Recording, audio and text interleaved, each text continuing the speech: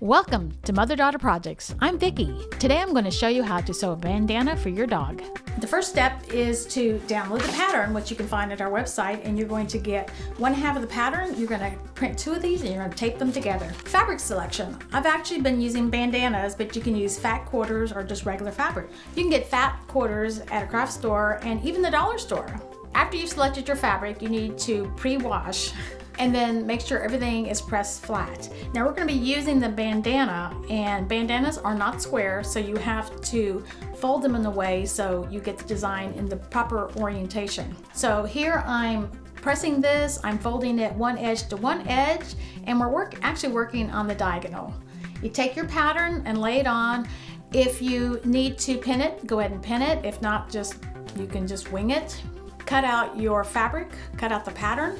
Once you've cut out your pattern, be sure to mark where it indicates. Just make a little snip, or you can just put a little line with a marker on that. And that is actually where you're going to turn under the fabric. So take your piece to the ironing board and you're going to turn down on that edge 1/2 inch seam allowance. And you'll see why we're going to do that a little later on. Okay, now that you have that pressed back, open that seam back up.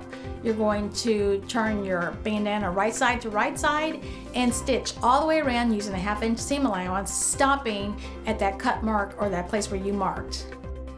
Now you're going to trim the corners, and that's just so you don't have so much fullness down in each of those corners, and you're going to turn it right side out. Once you've turned it right side out, you need to use a wooden chopstick, something like that, and just gently push the corners out so you can get them nice and sharp. Take it to your ironing board and press all of that flat. Now you're ready to top stitch all of that. As you can see, I'm stitching close to the edge. I'm using the edge of my presser foot as my line. So you just stitch all the way around, turning at the corners, and go from top to the other side. Take it to your ironing board again, and you're going to press down 2.5 inches, and you're going to then top stitch across the top of that, and that's the part that goes through the collar. Once you've done that, you can press again if you'd like, and we're done. It was just that easy.